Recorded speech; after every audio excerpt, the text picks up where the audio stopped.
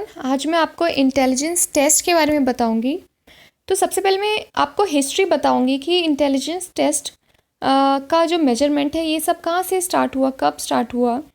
तो इंटेलेक्चुअली जो हमारी कैपेसिटी होती है उसको जो नापते हैं किसी ना किसी टेस्ट के बेसिस पर नापते हैं। कुछ ना कुछ आपका टेस्ट लेंगे तभी तो बताएंगे कि आपकी बुद्धि की क्षमता कितनी है। आपके कुछ ना कुछ स्किल्स को नापेंगे तभी बता पाएंगे। और ऑल्फ्रेड बाइनेट जो है वो पहले इंसान थे जिन्होंने टेस्ट को डिज़ाइन किया था, इंटेलिजेंस टेस्ट को डिज़ाइन किया था। तो ये क्वेश्चन अक्सर आ जाता है, तो ये ध्यान रखना कि इंटेलिजेंस टेस्ट किसने डिज़ाइन किया था, ऑल्फ्रेड बाइनेट ने। उसके बाद में पहली लेबोरेटरी जो बनी थी एक्सपेरिमेंटल साइकोलॉजी पर, वो जर्मनी में बनी थी और वो वुंट ने बनाई थी। 1879 में वो बनी थी और वो वहाँ पर ये सब काम करते थे। उसके बाद गैल्टन जो है उनको फादर ऑफ मेंटल टेस्ट बोला जाता है। 1820 से 1911 तक के बीच के सफ़र में ये रहे हैं। उसके बाद जो स्टैनफोर्ड बाइनेट है उन्होंने आईक्यू जो ये इसका फॉर्मूला है, इंटेलिजेंस का फॉर्मूला इन्होंने बनाया था, MA/CA/100, ये बाइनेट ने बनाया था। और जो टर्म है आईक्यू, ये आईक्यू जो वर्ड होता है इंटेलिजेंस क्वेश्चन, ये टर्म किसने दिया, ये पहली बार ये टर्म विलियम स्टर्न ने दिया था। तो गाइज़ ये बहुत अच्छे से ध्यान रखना, ये क्वेश्चंस अक्सर आते हैं और कई बार आते हैं, हर बार एग्ज़ाम में आते हैं कि ये टर्म किसने डिफ़ाइन किया। तो आईक्यू का टर्म विलियम स्टर्न ने किया। कभी आप इसको बाइनेट लिख दो, बाइनेट ने सिर्फ MA/CA/100 ये फॉर्मूला दिया है। और गैल्टन जो है उनको फादर ऑफ मेंटल टेस्ट बोलते हैं। क्यों बोलते हैं फादर ऑफ मेंटल टेस्ट? कि ऐसा बोला जाता है कि गैल्टन जो थे वो बाइनेट के चाचा थे शायद, और उन्होंने ये डिस्कस करते हुए बोला था कि क्यों ना हम एक माइंड को भी मेजर करें, या बुद्धि की जो क्षमता होती है उसको भी मेजर करें, यानी मेंटल टेस्ट होना चाहिए। ऐसा पहली बार ये वर्ड जो था मेंटल टेस्ट, ये वर्ड गैल्टन के मुंह से निकला था, गैल्टन की सोच से निकला था। तो उन्होंने इस पे काफ़ी काम किया था। लेकिन फॉर्मूला जो है वो फॉर्मूला आईक्यू का वो बाइनेट ने बनाया था। और आईक्यू जो वर्ड है, ये टर्म जो है आईक्यू, ये विलियम स्टर्न ने डिवाइस किया था। उसके बाद उस बेसिस पर आईक्यू जब फॉर्मूला बना लिया तो उन्होंने ये चार्ट बना लिया कि जिसका आईक्यू 130 से ऊपर जाएगा उसको वेरी सुपीरियर बोला जाएगा, जिसका 120 to 130 जाएगा उसको सुपीरियर में रखा जाएगा। उसके बाद में इस तरीके से नीचे हाई एवरेज, फिर उससे नीचे एवरेज, फिर उससे नीचे लो एवरेज, फिर 70 to 79 जिसका है उसका बॉर्डर लाइन, फिर 70 से नीचे जिसका है उसको मेंटली रिटार्डेड में रखा गया था। उसके बाद टाइप्स ऑफ इंटेलिजेंस टेस्ट है कि कितने तरह के इंटेलिजेंस टेस्ट होते हैं। तो सबसे पहले ग्रुप टेस्ट होता है। ग्रुप टेस्ट दो टाइप के हैं, army alpha and army beta. ये टेस्ट तब होता था जब वर्ल्ड वॉर हुआ था तो यूएस में अपनी आर्मी को पहचानने के लिए, सिलेक्ट करने के लिए ये टेस्ट रखा गया था। तो आर्मी अल्फ़ा टेस्ट का मतलब यहाँ पर ये है, वो इंसान जो लिख भी सकता है और पढ़ भी सकता है, दोनों काम कर सकता है, उसको जानने के लिए ये टेस्ट रखा गया। इस टेस्ट का नाम आर्मी अल्फ़ा टेस्ट था और ये लिटरेट्स के लिए होता है।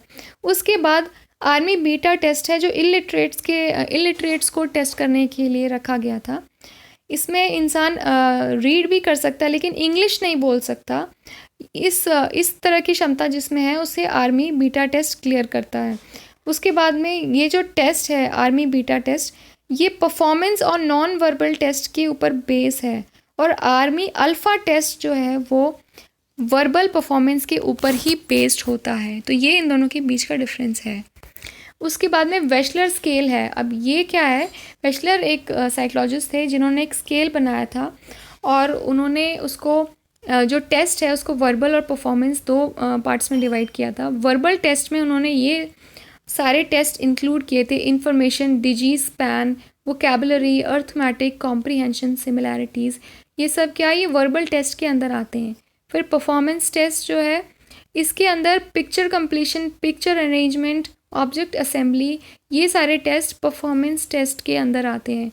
मैं आपको ये इसलिए बता रही हूँ कि ये क्वेश्चंस अक्सर आते हैं कि पिक्चर कंप्लीशन कौन सा टेस्ट है। तो आपको बहुत सारे ऑप्शन दे देंगे कि वर्बल टेस्ट है, परफॉर्मेंस टेस्ट है, नॉन वर्बल टेस्ट है, इस तरीके से। तो आपको ये ध्यान रखना है कि परफॉर्मेंस टेस्ट कौन कौन से हैं, इसमें से देख के अच्छे से इसको याद रखिए कि परफॉर्मेंस टेस्ट ये वाले हैं, वर्बल टेस्ट ये वाले हैं, ये हमेशा पूछते हैं। फिर परफॉर्मेंस टेस्ट में को ब्लॉक डिज़ाइन टेस्ट और भाटिया बैटरी, ये एक ऐसे टेस्ट हैं जो परफॉर्मेंस टेस्ट इनको नाम दिया गया है कि परफॉर्मेंस पे बेस्ड होते हैं। तो ये क्वेश्चन भी आ जाता है, मैंने भी कई बार देखा है कि को ब्लॉक डिज़ाइन टेस्ट किस टेस्ट के अंडर आता है, तो परफॉर्मेंस टेस्ट के अंदर आता है। फिर वर्बल टेस्ट है, इसका मतलब है कि अंडरस्टैंडिंग ऑफ रिटन वर्ड्स, जो लिखे हुए शब्द होते हैं उनका मतलब समझना, उसको कहते हैं वर्बल टेस्ट। और ये लिटरेट लोगों को जानने के लिए होता है, जैसे कि हर देश की अपनी लिटरेसी होती है ना, लिटरेसी रेट की इंडिया में कितनी है, कहीं पर 72, कहीं पर 100% है, यानी कि कितने लोग हैं जो लिखना जानते हैं, तो उनको कहते हैं कि लिटरेट। तो वर्बल टेस्ट लिया जाता है तभी तो पता चल पाता है। उसके बाद है नॉन वर्बल टेस्ट।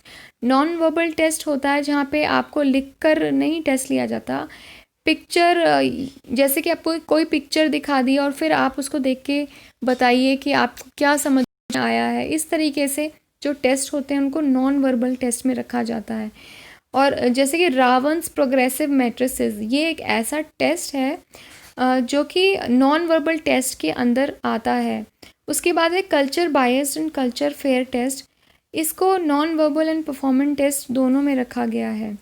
तो नॉन वर्बल और परफॉर्मेंस टेस्ट दोनों culture biased and culture fair test के अंदर आते हैं कि कौन से लोग कल्चर बायस्ड हैं, यानी कल्चर में मतलब और कल्चर फेयर टेस्ट हैं कि कल्चर को लेकर उनकी क्या सोच है, बहुत बायस्ड हैं यानी कि एक तरफ ही ज़्यादा सोचते हैं, या फिर अनबायस्ड हैं, दोनों तरफ बैलेंस रखते हैं, सारे कल्चर को इक्वली रिस्पेक्ट देते हैं। तो कल्चर फेयर और culture biased non verbal and performance test के अंदर आता है। So thank you so much guys मेरा वीडियो देखने के लिए। अगर आपको मेरा वीडियो पसंद आए तो प्लीज़ इसको लाइक एंड सब्सक्राइब ज़रूर करें।